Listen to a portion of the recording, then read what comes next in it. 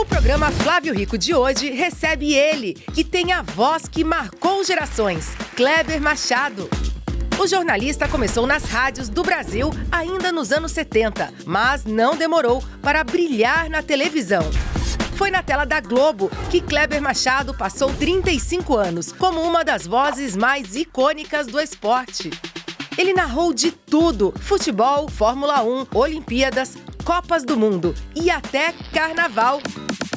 Kleber virou meme, virou bordão e virou história. Quem não se lembra do icônico Hoje Não, Hoje Não, Hoje Sim? Após a saída da Globo, o jornalista esportivo mostrou que talento bom é talento que se reinventa. Passou pelo streaming e emissoras como SBT e Record, onde hoje comanda o Esporte Record e narra os jogos do Paulistão e do Brasileirão. Agora, Kleber Machado, uma das vozes mais lendárias da narração esportiva, conta tudo sobre essa nova trajetória.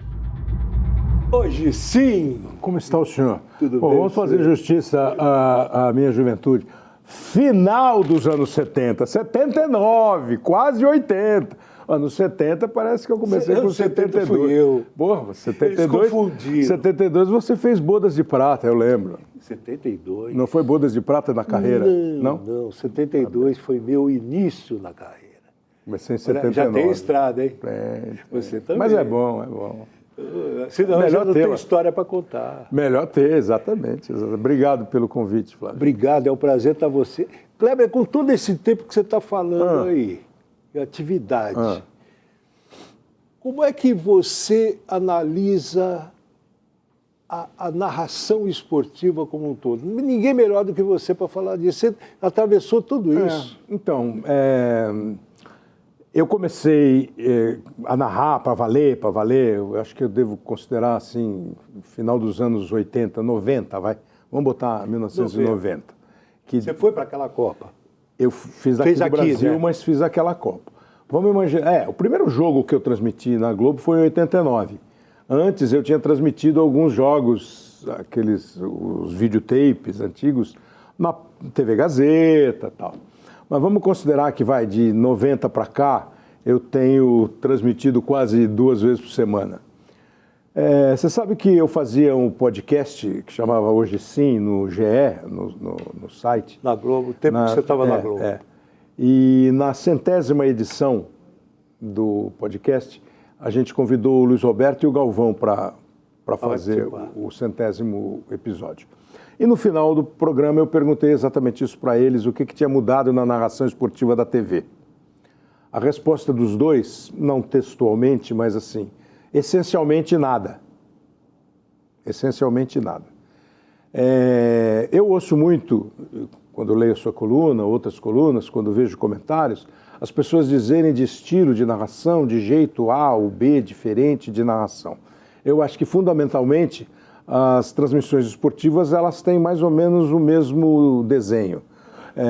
A maioria dos narradores tenta descrever o lance, falar o nome dos jogadores, crescer quando a jogada se aproxima da área, e a maioria grita gol. Um grita gol, um não fala a palavra gol, mas todo mundo sobe um pouco o tom na hora do gol. Então, acho que, essencialmente, não tem muita mudança.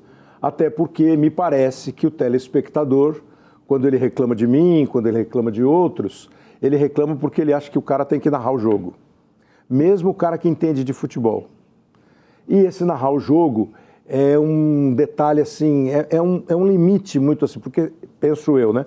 Se eu narrar o jogo dizendo assim, bola com a caneca, celular, Flávio, caneta, eu em casa digo, pô, não me diga. Agora, se a hora que a caneca pegar, eu falo, está a caneca, aliás, a água, que é um bem da natureza, que nós precisamos cuidar, e se a gente... Aí a bola já não está mais com a caneca, já está com o telefone. Aí eu vou irritar o cara porque eu estou saindo do jogo. Eu tenho que ter uma... Agora, isso é um limite muito pessoal, é uma coisa muito de cada um, de estilo e tal. Mas acho que essencialmente não mudou nada. O que mudou? O número de narradores. Quando eu comecei, nós éramos em 4. Aí eu, Luiz Alfredo, na verdade era Galvão, Luiz Alfredo, Oliveira, aí eu cheguei, Um pouco depois o Luiz Alfredo saiu, foi para o SBT, ficamos nós três e fizemos nós três a Copa de 90, a Copa de 94, a Copa de 98, aí chegou o Luiz Roberto, o Oliveira fez a Copa do Brasil, mas éramos três, e 2002 éramos três, aí chegou o Maurício Torres. Hoje, e esse hoje você pode botar 30 anos, 30 e poucos anos, com mais... Porque era assim, não é que era assim na Globo, era assim na Globo, a Record tinha o Silvio, o Luiz e o Solera, quem tinha mais era a Bandeirantes, que era o canal do esporte, tinha lá o Luciano, aí foi o Silvio, tinha o Datena, tinha o Marco Antônio, tinha o Osmar, tinha mais o Alexandre, tinha mais narradores, porque tinha mais eventos, né? E aí apareceram as TVs a cabo, as TVs esportivas. Você tem hoje quantas? 4, 5, 6 canais que só fazem esporte 24 horas por dia? Então, o que éramos, como diria a novela, éramos 6. 1, 2, 3. O que éramos 12, passamos a ser 100. Né? Narradores. Então, você tem hoje muito mais gente, muito mais estilo, muito mais gerações. É isso, aí que eu queria conversar com você.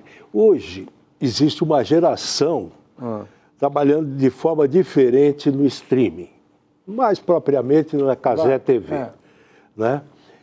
Tentando implantar uma nova maneira de narrar futebol, de Posso te transmitir interromper? futebol. Pode. Aí é o jornalista que... Qual é a maneira nova de transmitir futebol da Cazé? Não é que eles não transmitem tanto o futebol. Como é que o Luiz Felipe transmite o jogo? Ele não faz igual? Bola na direita, bola na esquerda, cruzamento, gol. O que eles têm?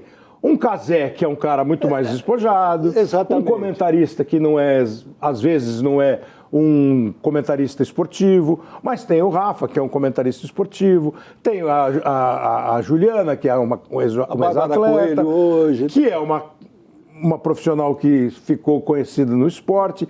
Eu acho que, assim, lá faz um trabalho espetacular. É um caso, assim, para ser mesmo estudado, repetido e tal. A forma de transmitir, eu tenho dúvida se é diferente. Agora, acho que essa forma diferente acabou sendo muito mais espalhada por razões óbvias. Porque, assim, na TV Globo, era impensável que eu brincasse, como eu brinquei na Copa de 2022, com uma imagem virtual do Mbappé, do Messi e do Lewandowski. Aí eu fui lá e fiquei assim, junto com eles. Eu acho que esse tipo de descontração passou a ser obrigação, porque o público está muito mais perto, porque o público reage imediatamente, porque o público quer se sentir muito mais participando do que antigamente. Existem aí rumores de informação que na Copa do Mundo do ano que vem, a TV Globo vai oferecer uma transmissão alternativa, uma experiência que ela já tem feito no Premiere, na transmissão de alguns jogos. Você acha que isso funciona para a TV aberta? Eu não consigo te dizer que funciona ou que não funciona. O que eu consigo te dizer é que você tem que realmente pluralizar o jeito de comunicar, seja jornal, seja futebol, seja programa de auditório, seja dramaturgia, porque hoje você tem um sem número de opção, você tem várias plataformas. Eu não achei que eu narrei diferente na Amazon Prime do que eu narrava na TV Globo, do que eu narrei no SBT, do que eu narro na Record.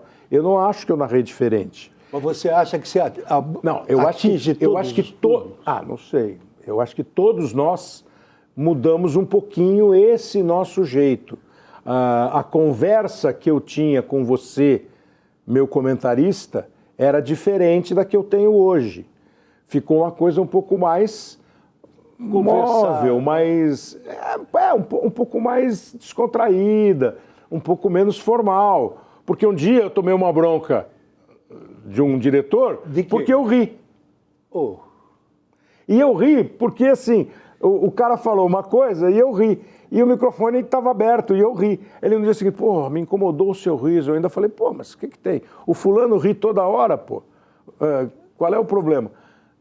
Mas naquele instante ainda era Proibido. O narrador riu. Não era proibido, mas era incomum. Né? Hoje, a gente brinca. Você faz, na última transmissão, eu ainda brinquei. O Dodô, que só reclamava, que só tomava bola no meio das pernas, que só. Eu vi, entendeu? eu vi. Então você tem hoje. Agora, eu acho que o limite é não excluir quem está assistindo. O cara que está assistindo tem que entender o que eu estou falando, porque se ele. O que ele está falando? Que piada é essa? Não adianta. Não adianta eu fazer uma piada aqui agora do seu sapato. Ninguém está vendo. Não, exato.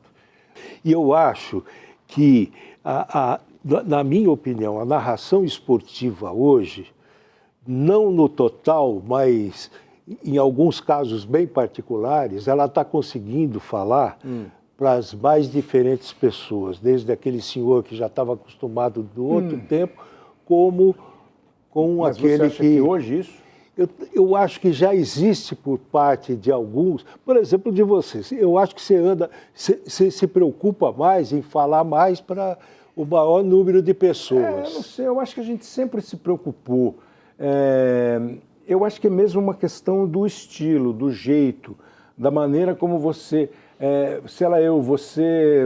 É difícil exemplificar, mas vamos lá, vai. Há alguns anos, se eu abrisse uma transmissão aqui, eu diria...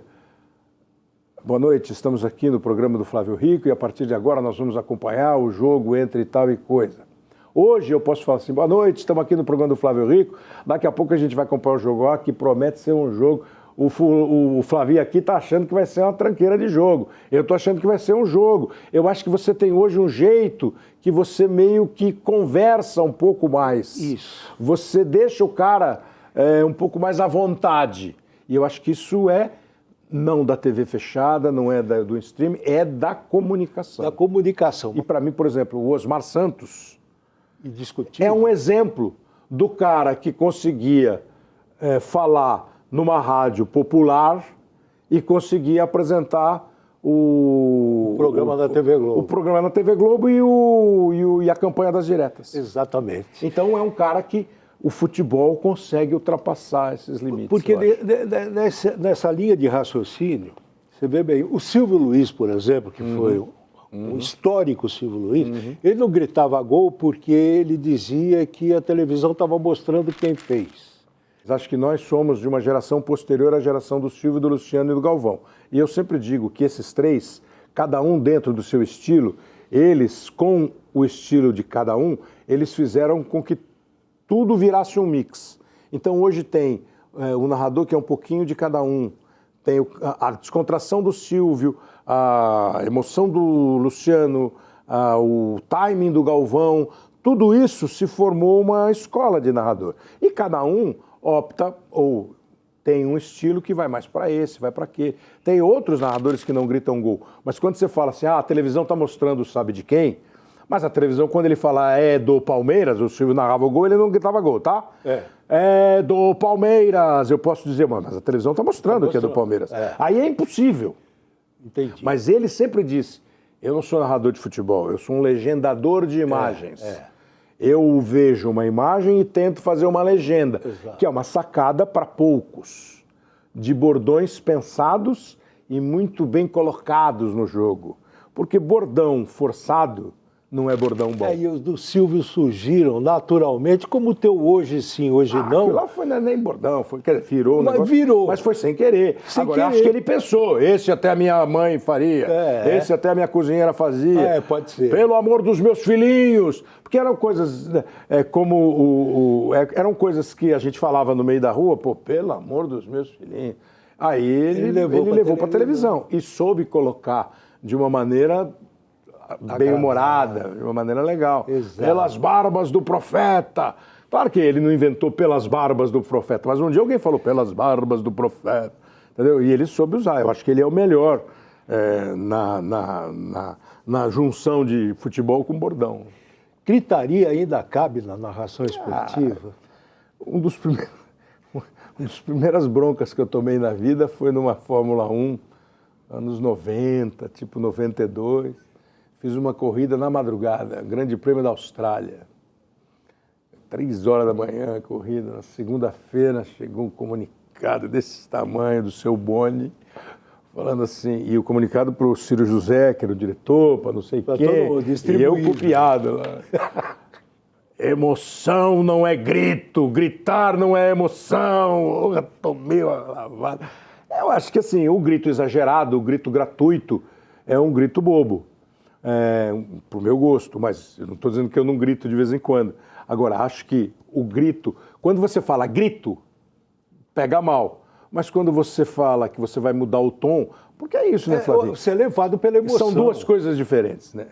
Se eu falar assim, e Flávio Rico vai bater o tiro de meta, é um grito desnecessário. É desnecessário.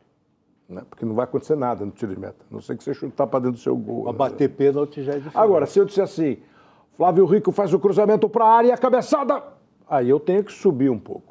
Porque é como você assiste um jogo. Você está assistindo o jogo no estádio, a hora que o cara vem, você começa a subir. Exatamente. Acho que é. Agora, é fácil. Aqui é uma moleza. Lá... Na hora é outro papo, né? Na teoria, a prática é outra coisa. Né? Kleber, narração feminina, como você vê? Acho que é uma coisa que foi uma questão de tempo, demorou muito. Porque a nossa sociedade é machista, porque a televisão foi muito mais machista do que é hoje, porque a nossa sociedade é assim. E as mulheres foram, ao longo do tempo, ganhando espaço, com muita luta, com muita batalha, com muita resistência, que até hoje tem, né? Mas um dia elas foram para a rua e pediram voto, um dia elas foram para a rua e pediram salário mais compatível com o salário dos homens, e no esporte, na televisão, a mesma coisa. Você não tinha muitas apresentadoras de telejornal, até que um dia a Valéria Monteiro fez uma folga e a Lilian Vitfib foi apresentar o Jornal Nacional. Hoje você tem um casal. Você tinha no esporte, você tinha algumas repórteres, e na redação você tinha muito menos mulher do que você tem hoje. Acho que hoje você tem na redação um equilíbrio, ainda não ideal, mas um equilíbrio. E até isso chegar ao vídeo, chegou na reportagem, chegou no comentário e chegou na narração. Agora, você achar que é bom, que é ruim, você gostar da fulana ou não gostar, você ter o seu ouvido já acostumado ou não, você não ser machista na hora do comentário, porque eu tenho certeza que quem está assistindo deve achar um monte de narrador homem ruim. Você é o Flávio, o colunista de TV. Se você fosse a Flávia e fizesse a coluna que você faz, se ele é o Antônio e é operador de câmera, e se ele fosse a Antônia e operasse bem câmera, ele tem que operar a câmera. É o que eu estou te falando. Deve ter um monte de cara vendo aí que não gosta de mim narrando. E deve ter um monte de cara que gosta da fulana, ou outros que não gostam dela e gostam daquele. Isso aí é gosto. Mas, Kleber, é outra coisa interessante. Você já narrou vários esportes, você já foi em várias Olimpíadas, futebol, sem dúvida, carnaval também, entre outras coisas, até novela você participou. Sucesso em Avenida Brasil. Né? A novela de maior sucesso, você fez um dos principais papéis. A primeira semana, acho que o diretor era o Ricardo Waddington. Né? Isso. Ele, evidentemente, para garantir o sucesso da novela, me botou lá nos primeiros capítulos. Participação especial. Nós solidificamos a primeira semana. E depois a novela. Aí o Murilo Benício foi sozinho. Aí a Avenida abriu o trânsito. A Avenida Brasil correu solto. Foi legal, eu fiz dois capítulos. Primeiro capítulo, a gente foi lá para Uberlândia gravar. O estádio, né? O estádio Parque Sabiá, porque o Maracanã estava fechado e o Tufão jogava no Flamengo. O Tufão, que era o personagem do Murilo. O Tufão não estava, o Murilo não estava aquele dia.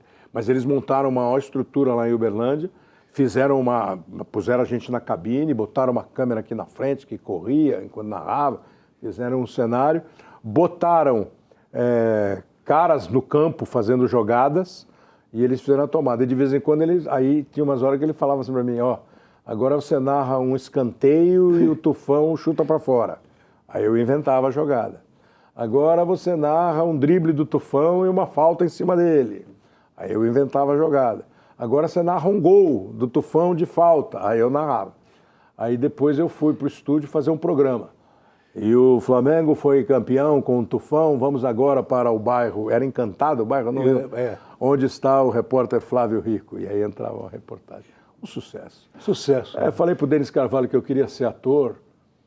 Ele falou, vai dar um bom delegado. Eu falei, pô, você quer ser um capítulo só? Só um capítulo. Acabou com a minha carreira.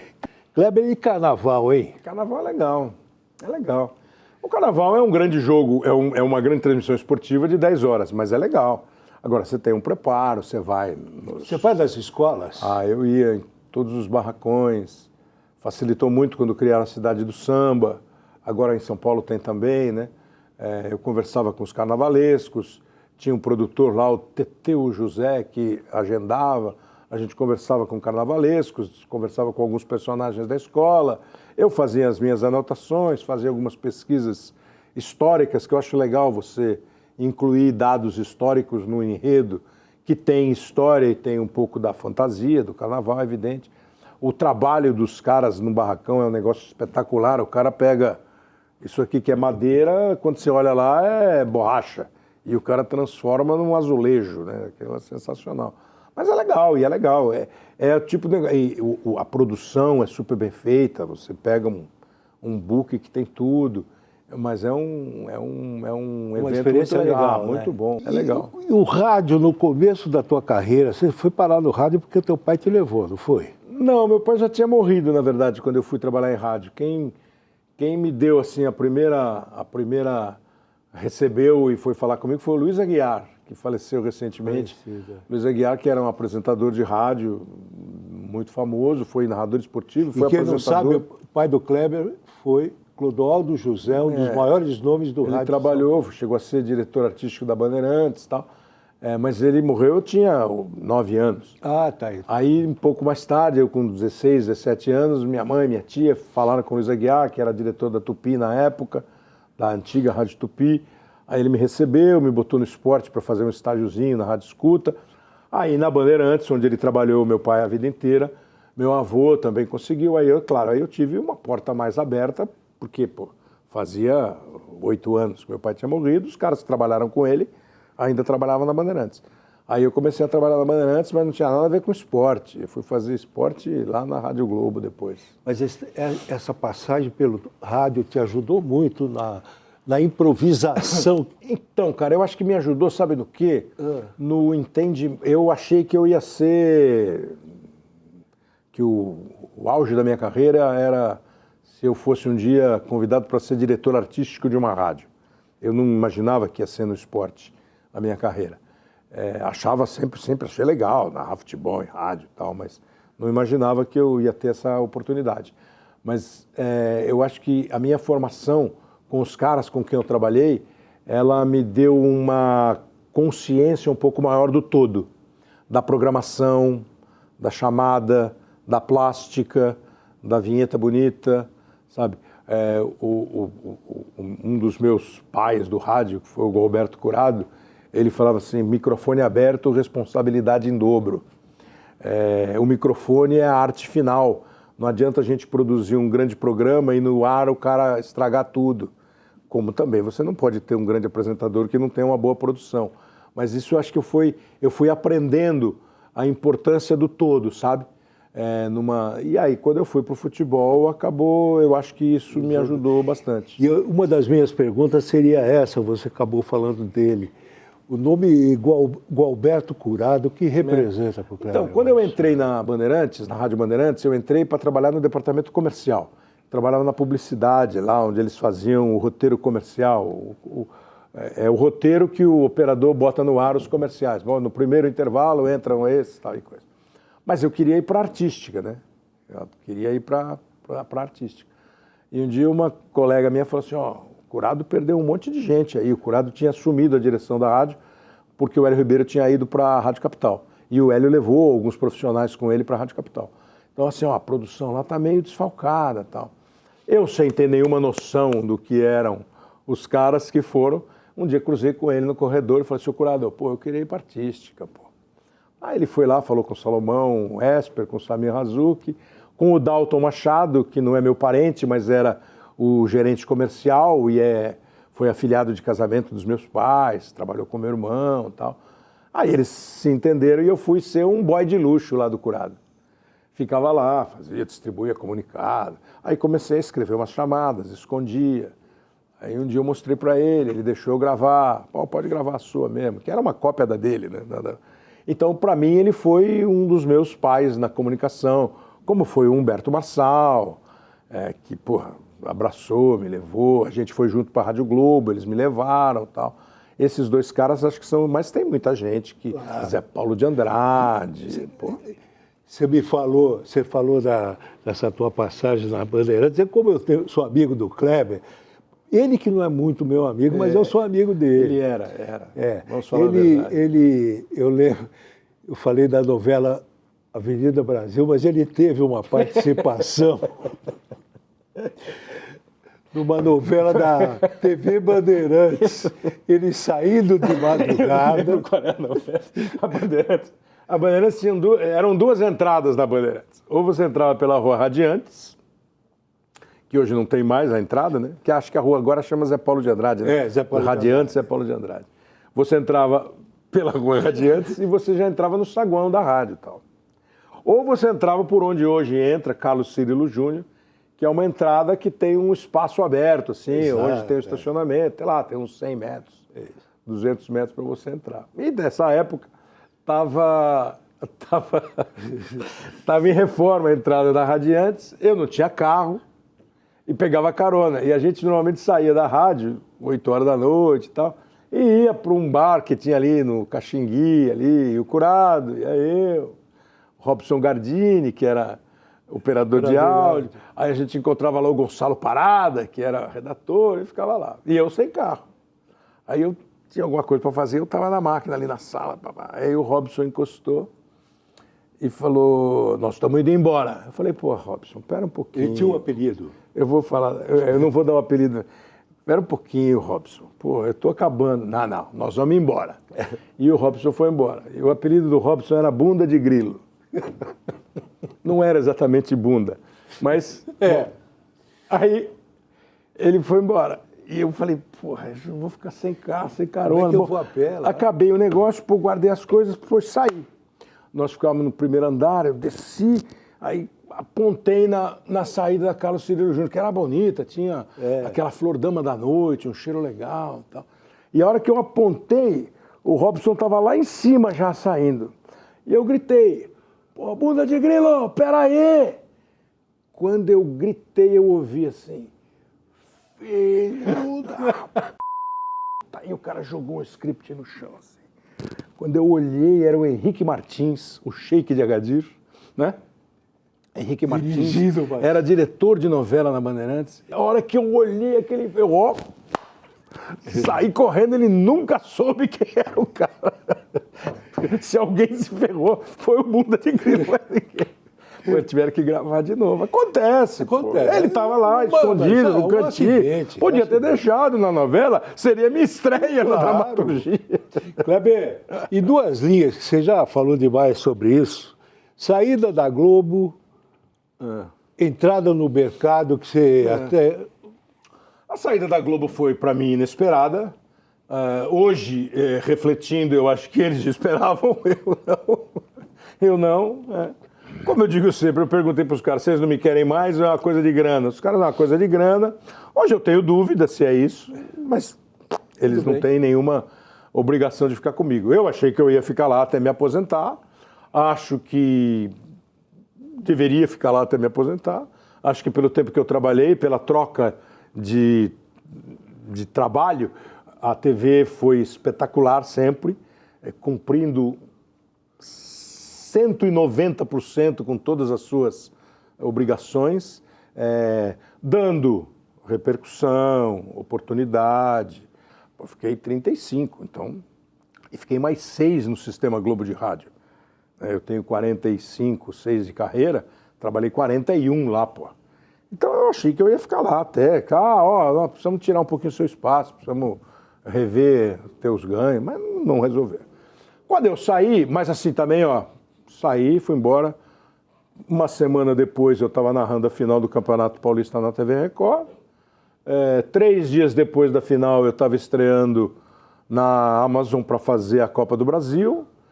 Aí passou mais 6, 7 meses, o SBT me convidou para ir transmitir o jogo lá e fazer o programa.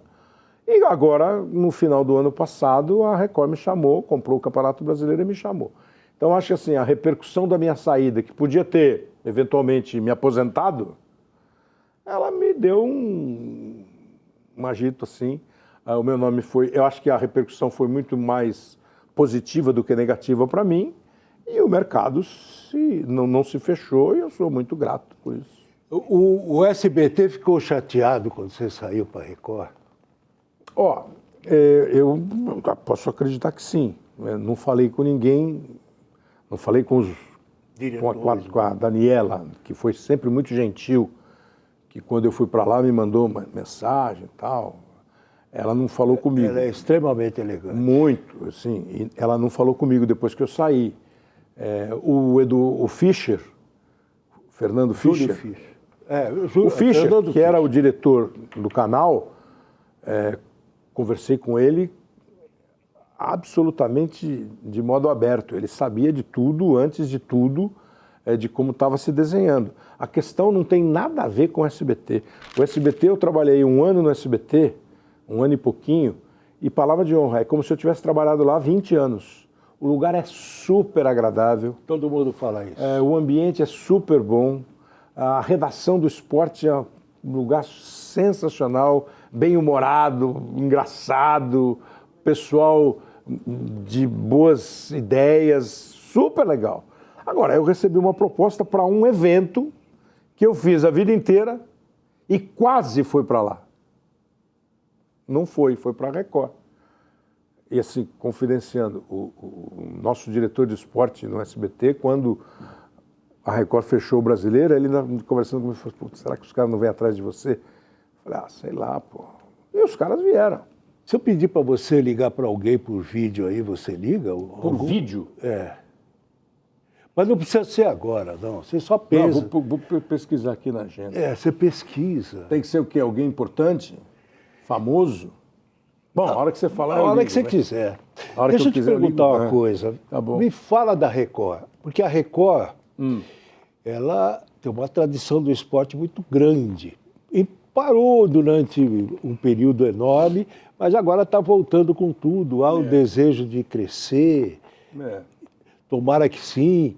Há uma cota da Copa do Mundo ainda em jogo. Tomara que a... né? Até Record tem uma tradição esportiva dos tempos pré, durante e até um pouco pós o Silvio, né? Silvio Luiz. A TV comprou o Campeonato Paulista nessas últimas temporadas e teve resultados interessantes. E aí entrou no Campeonato Brasileiro. O que a gente ouve é isso. A ideia é manter o esporte ser um dos produtos da programação e, na medida do possível, da possibilidade financeira, comercial, de negócio, você ter outras competições e tal. Para a gente é ótimo.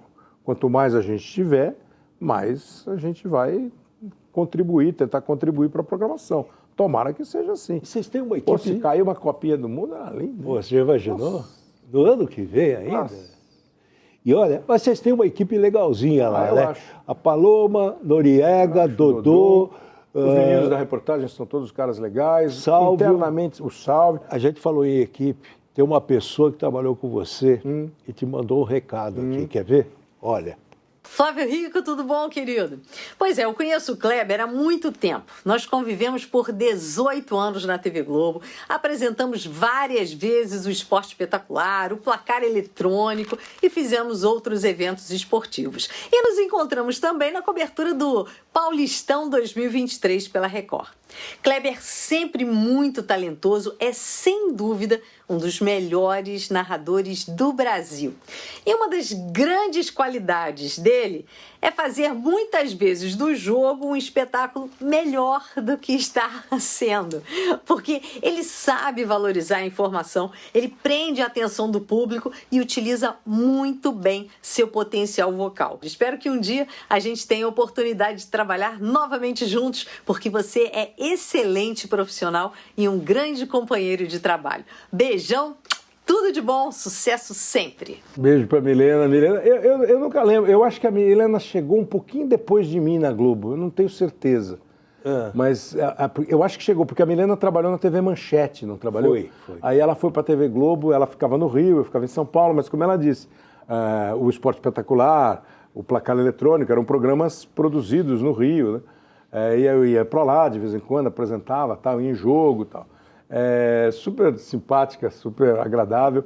E a Milena tem uma história legal de rádio. A Milena foi da Rádio Fluminense do Rio de Janeiro, que é uma das rádios mais importantes na história do rock brasileiro, do rádio brasileiro. Olha aí. Tem um documentário que circula, eu não sei se é no Canal Brasil, e aparece um pouquinho da Milena. A Milena essa eu não sabia. Era fera.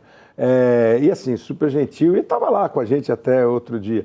Esse negócio de jogo, por exemplo, um elogio que um amigo meu fez, ele falou assim, você é um narrador jornalista, ou você é um jornalista que narra. E eu acho que isso é um elogio, porque valorizar a informação, né? Sabe, a gente erra a informação, claro. A gente escorrega aqui, mas o futebol é um entretenimento que tem notícia. Kleber, você não é um cara muito presente, você é um cara novato nas redes sociais, né? Você resistiu para entrar. Foi no mês que eu saí da Globo, foi em 2023 que eu entrei. E você lembra da primeira foto que você postou? Putz, eu acho que foi aniversário meu, assim. A primeira postagem deve ter sido de um aniversário meu. Eu não fui convidado, então. Não me lembro, Flavinho. Mas você não sabia que era obrigação. Vamos ver, então, se eu tô... Olha lá, palhaço. Olha lá! Não, isso aí é no teu programa, pô. Isso é do meu programa. Não é? É.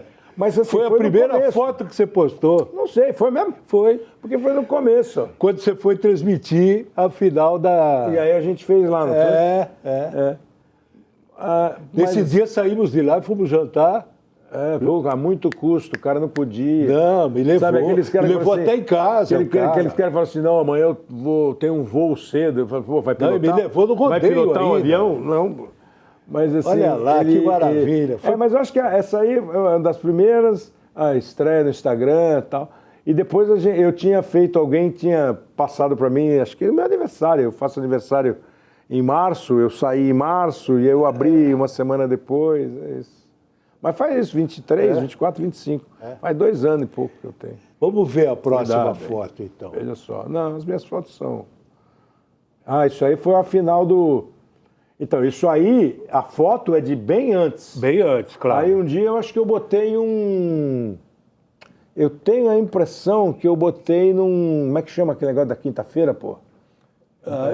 TBT. É o Gaciba aqui em primeiro plano, o Caio Ribeiro... E eu ali no fundo, a gente está em um Wembley. Olha, é o estádio. Foi a final... Do antigo Wembley? Não, acho que já era o novo. Mas isso aí, ó, eu postei, tá vendo? 25 de maio de 2013 é a data. Eu postei quando teve uma final, alguma coisa assim. Mas essa final foi em Londres, a final foi Bayern de Munique e Borussia Dortmund, tá vendo? Mandzukic, Robben, o Gundogan ainda jogava no Dortmund. Essa foi o Bayern ganhou. Acho que foi a primeira final que eu fiz no estádio. Foi a primeira final de liga que eu fiz no estádio. Deixa eu te falar uma coisa. Cada vez menos os narradores estão transmitindo do estádio, né? Isso é bom ou é ruim? Hoje em dia eu acho que é normal. No começo a gente ficava meio assim. Depois a gente começa a entender os motivos, e são alguns, né? Claro, tem motivo de grana, é mais caro você mandar uma equipe para você fazer um jogo de Copa do Mundo do teu estúdio, você gasta X. Para você fazer um jogo de Copa do Mundo do estádio, numa posição como essa, isso não é Copa do Mundo, mas é igual, é X mais X, porque você tem que comprar uma posição para ter o lugar de você de transporte, hospedagem, diária. Né? Mas assim, é muito mais legal fazer no estádio. É muito mais quente, é muito mais... E tem sempre assim, se tem uma viagem, se eu e você viajamos para fazer um jogo, a gente vai ficar falando do jogo 2 dias. Se eu estou em casa, você já fala do jogo menos, você se encontra ali no estúdio e tal. É diferente. Mas acho que aí um elogio à nossa categoria. Eu acho que nós nos adaptamos de uma maneira muito rápida, que pode, em algumas transmissões, deixar em dúvida o telespectador, entendeu? Claro que a hora que ele vê o cenário, que ele vê o sofá, que ele vê onde você está, a bancada, ele sabe que você está no estúdio. Né? Por acaso, dia desses aí, eu estava vendo você transmitindo Corinthians e Cruzeiro. Pois é. Eu não sabia onde você estava no começo, depois eu entendi. Você percebe pelo... Eu acho que eu entendo a mudança, e porque assim, não é só uma mudança de lugar. Às vezes, você tem... hoje em dia, os estádios foram, alguns construídos, outros super reformados e tal. Mas assim, os equipamentos mudaram, às vezes você precisa... Por exemplo, a gente não tinha câmera na cabine, né? Agora você tem que ter uma câmera na cabine, aí a mesa de áudio, às vezes você tem alguns estádios que pode ser mais difícil para a engenharia montar a parada. Mas assim, eu acho que dá para fazer uma mescla, assim, sabe? Estádio, estúdio, estádio, assim. É mais legal. Bom, então vamos chamar uma foto histórica agora, quer ver? Histórica? Essa é legal. Isso é uma Copa do Mundo. Falcão e Arnaldo César Coelho. Copa do Mundo da Alemanha lá, em 2006. 2006. Pô, você sabe assim, o Arnaldo é uma grande figura, né? O Arnaldo é uma figuraça. O primeiro árbitro brasileiro a apitar uma final de Copa do Mundo em 82, grande figura. E o Falcão, cara, o Falcão é um desses presentes que a carreira que oferece. Dá pra gente. Porque assim, eu desde molequinho, o Falcão aparece pro futebol 74. Né? Aí em 75, 76 ele é campeão pelo Internacional, o Internacional é campeão brasileiro, em 79 de novo, aí ele vai para Roma, vira o rei de Roma, aí a Copa de 82 e tal. A Copa de 82 eu já tinha 20 anos, mas quando o Falcão aparece, eu tinha lá 12 anos, né? E eu achava o Falcão extraordinário. O cara falou assim, queria jogar bola que nem o Falcão. Mas era uma elegância jogando bola. Aí são duas coisas. Primeiro, que eu descobri que para jogar bola que nem o Falcão, tem que ser o Falcão. Tem que ser só ele. Não dá para jogar bola que nem o Falcão. E aí eu fui conhecer o Falcão. Aí eu falo sempre, quando eu recebo uma mensagem do Falcão, quando eu dou uma ligada pro Falcão e a gente troca ideia de futebol, o Falcão é um super cara. E jogou muito. Aliás, outro dia teve aqui o João Silva, filho do Fausto. E a gente lembrou uma pelada que a gente fez lá na casa do Fausto. Tornei Kleber Machado artilheiro da partida. Presta atenção, o jogo tinha no time os filhos do Luciano Huck, né? O Luciano não podia jogar, tava com problema na coluna, né? Aí tava Flávio Rico, com calça jeans dobrada, veja você que situação. Mas ganhamos a chuteira. Veja que situação. Porque o João era moleque, né? O João jogava no gol, jogava na linha. O João sabia o terceiro reserva do lateral esquerdo do Paris Saint-Germain. Sabia tudo. Vamos jogar. Eu falei, João, não tenho tênis. Depois de uma feijoada. João, eu não tenho tênis. Eu tenho. Eu falei, Aí ele acha que ele jogou pra caramba. O jogo tava, 3-0 pros caras. Foi 4-3 para nós, 3 gols meus. E ele acha que ele jogou pra caramba.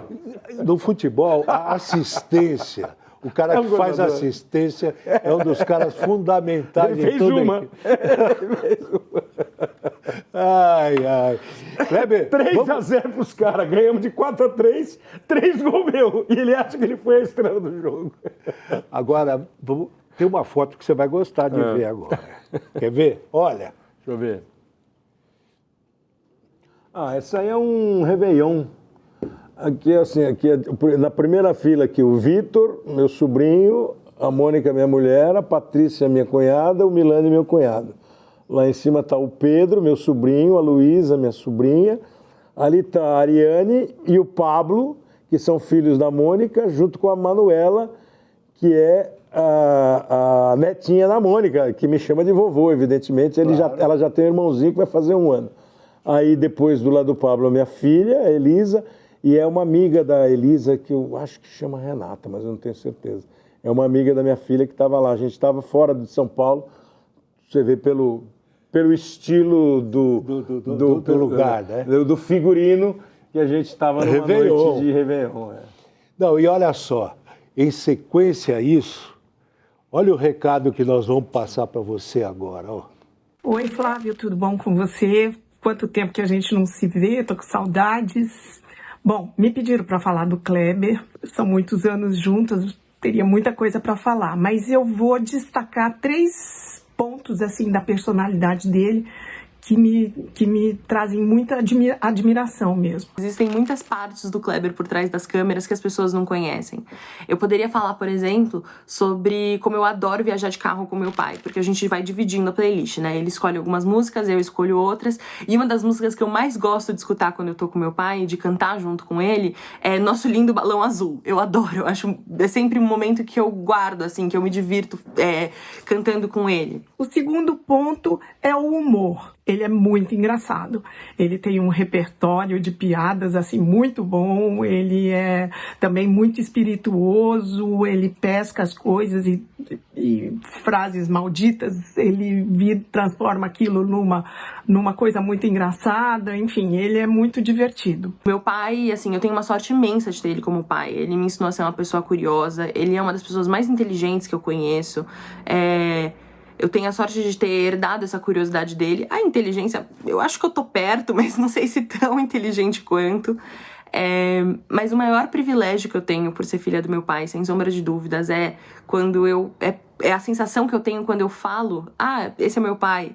E eu vejo o carinho das pessoas, eu vejo a alegria das pessoas, o quanto elas têm memórias tão queridas com ele. E, em terceiro lugar, é a generosidade dele. O Kleber é um cara que se preocupa muito com as outras pessoas, ele ajuda muito outras pessoas e isso é um conjunto, assim, pelo qual eu tenho muita admiração mesmo e é muito bom poder falar sobre isso. Eu acho que esse é meu maior privilégio, poder conviver com um exemplo de profissional, um exemplo de pessoa, um pai carinhoso, um amigo, um grande amigo, talvez o meu melhor amigo.